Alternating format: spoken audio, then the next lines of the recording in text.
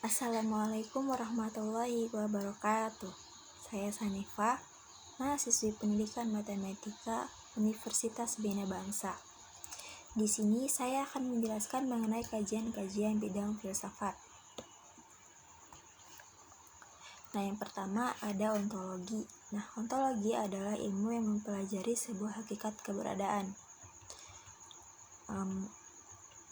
Ontologi memiliki pengertian yang berbeda-beda. Definisi ontologi itu berasal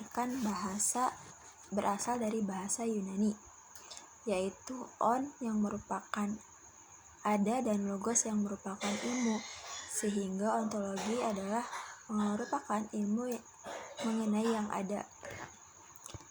Kemudian ontologi menurut istilah merupakan ilmu yang membahas hakikat yang ada, yang merupakan ultimate reality, baik berbentuk jasmani atau konkret maupun rohani atau secara abstrak. Ini adalah menurut Bahtiar pada tahun 2004. Kemudian ada dua bagian penting dalam ontologi, yaitu metafisika umum. Nah, dalam metafisika umum ini dia mempertanyakan diantaranya itu apa yang dimaksud dengan keberadaan, ada dan atau eksistensi. Kemudian bagaimana penggolongan dari ada, keberadaan ataupun eksistensi. Kemudian sifat dasar dari sebuah kenyataan atau keberadaan.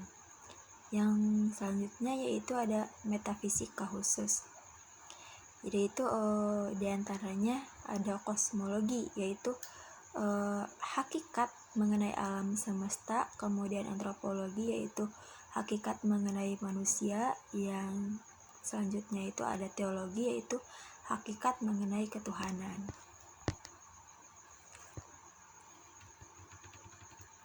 Kemudian ada aspek ontologi. Yang pertama yaitu metodis.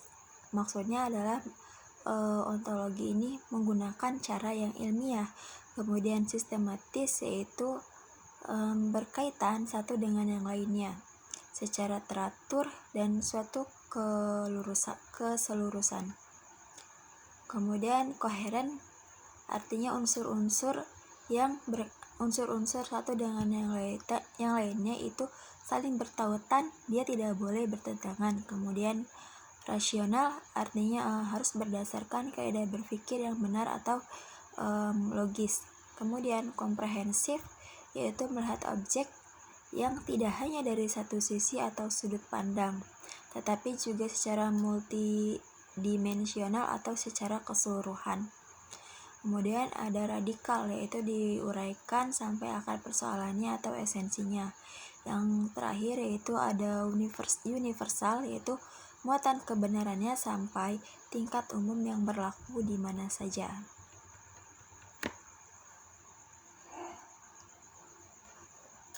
Selanjutnya yaitu ada fungsi dan manfaat ontologi.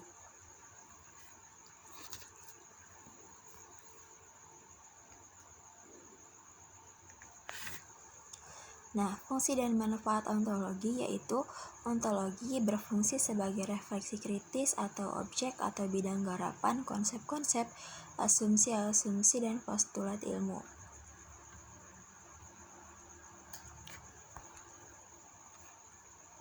Kemudian ada metode ontologi. Yang pertama yaitu monoisme. Nah, paham ini merupakan paham yang menganggap bahwa hakikat yang asal dari seluruh kenyataan itu hanya ada satu saja, tidak mungkin ada dua gitu. Haruslah satu saja hakikatnya. Dia hanya boleh memilih dia itu bersumber dari materi atau rohani. Dia hanya boleh memilih satu hakikat saja. Kemudian yang selanjutnya ada dualisme. Nah, dualisme ini hakikat yang adalah sebuah pemahaman yang memandang bahwa hakikat itu ada dua, yaitu rohani maupun rohani. Sedangkan yang selanjutnya yaitu pluralisme. Paham ini berpandangan bahwa segala macam bentuk merupakan kenyataan. Pluralisme bertolak dari keseluruhan dan mengakui bahwa segenap macam bentuk ini semuanya nyata. Kemudian ada nihilisme, yaitu nihilisme berasal dari bahasa Latin yang berarti nothing atau tidak ada. Nah, sebuah doktrin yang tidak mengakui validitas alternatif yang positif. Istilah nihilisme ini diperkenalkan oleh Ivan Turgenev dalam novelnya Father and Children yang ditulisnya pada tahun 1862 di Rusia. Dalam novel itu, Bazarov sebagai tokoh sentral mengatakan namanya kutukan ketika ia menerima ide nihilisme. Kemudian yang selanjutnya itu ada agnotisme.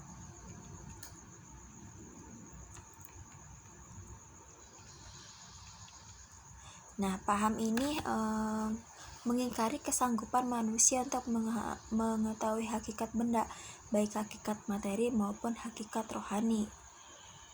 Kata agnotisme berasal dari bahasa Greek agnotos yang berarti unknown, artinya not, artinya known. Timbulnya aliran ini disebabkan belum diperoleh seseorang yang mampu menerangkan secara konkret akan adanya kenyataan berdiri sendiri dan dapat dikenal. Selanjutnya yaitu sarana yang selanjutnya itu ada epistemologi. Nah, epistemologi itu sendiri adalah ilmu pengetahuan yang mempelajari bagaimana terjadinya sebuah ilmu pengetahuan atau sebuah teori pengetahuan cabang yang berurusan dengan hakikat dan lingkungan pengetahuan, pengandaian-pengandaian dan dasar-dasarnya, serta pertanggungjawaban atas pertanyaan mengenai pengetahuan yang dimiliki.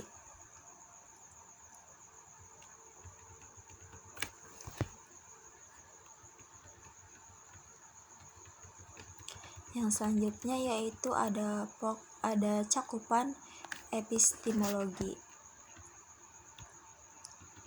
Nah, yang pertama itu ada pokok bahasan. Nah, pokok bahasan yaitu apakah subjek epistemologi adalah ilmu secara umum atau khusus, sedangkan secara sudut pandang yaitu apabila subjek ilmu epistemologi adalah ilmu atau ma'rifat.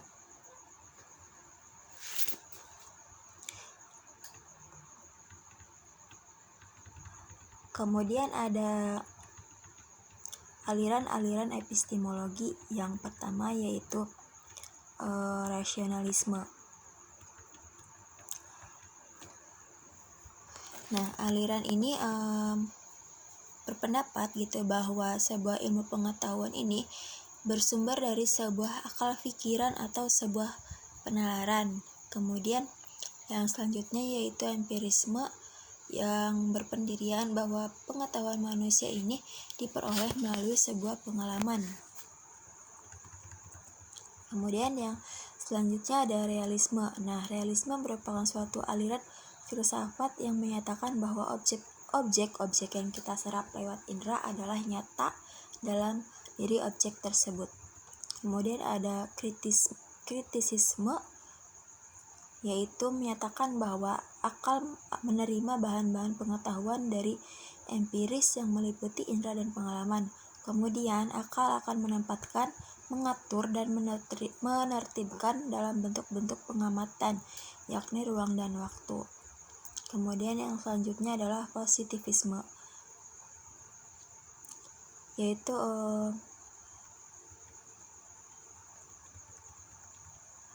di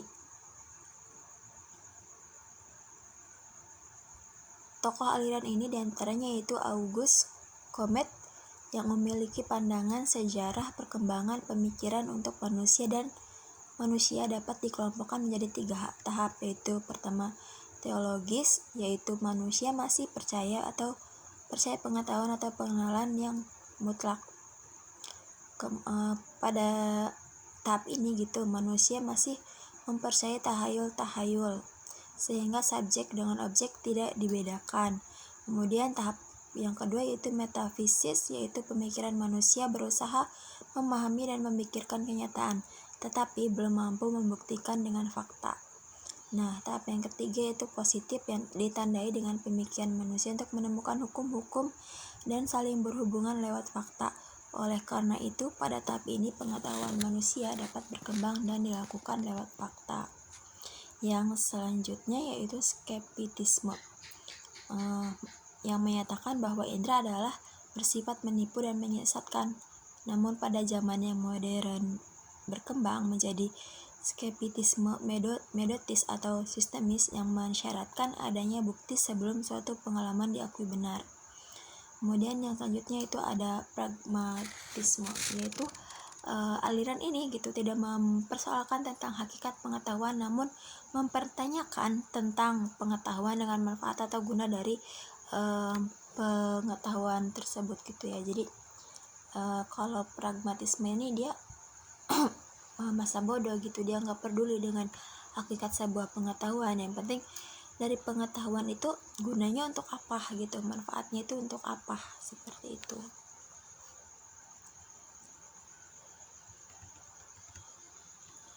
Kemudian ada metodologi memperoleh pengetahuan, yaitu pertama dengan cara induktif, dimana dari hal-hal yang bernalar melalui sesuatu yang khusus kemudian ke umum.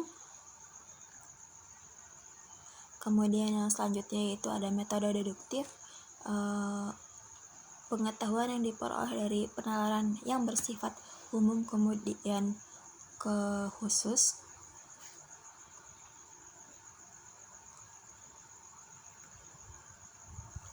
Kemudian ada positisme. Nah, metode ini dikeluarkan oleh Auguste Comte. Nah, metode ini berpangkal dari apa yang diketahui yang faktual dan positif. Ia menyampingkan segala uraian atau persoalan di luar yang ada sebagai fakta. Oleh karena itu, ia menolak metafisika.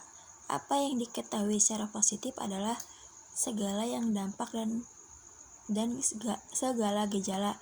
Dengan demikian, metode ini dalam bidang filsafat dan ilmu pengetahuan dibatasi pada bidang gejala-gejala saja. Kemudian ada metode kontemplatif. Nah, metode ini mengatakan adanya keterbatasan indera dan akal manusia untuk memperoleh pengetahuan, sehingga objek yang dihasilkan pun akan berbeda-beda. Harusnya dikembangkan suatu kemampuan akal yang disebut dengan intuisi. Pengetahuan yang diperoleh lewat intuisi ini bisa diperoleh dengan cara berkontemplasi seperti yang dilakukan oleh Al-Ghazali.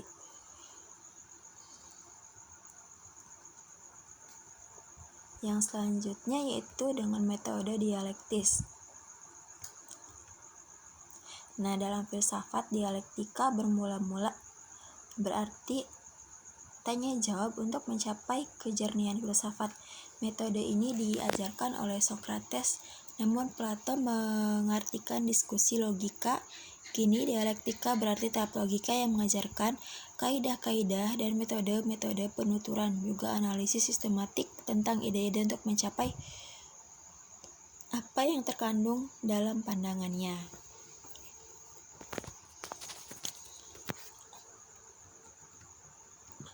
Kemudian ada aksiologi.